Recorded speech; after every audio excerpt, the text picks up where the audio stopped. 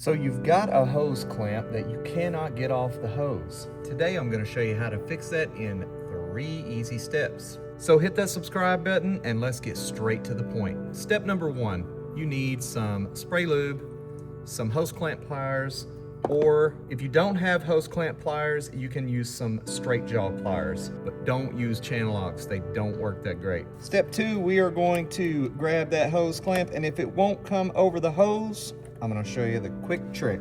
We're gonna take just a little bit of spray lube. We're gonna spray it right there just like that. Try it again and it should slide right over just like that. Step 3, if I helped you out with this video, do me a favor, help me out by hitting that like button. Make sure you subscribe and share this with a buddy that may need the help. Thanks so much and have a great day.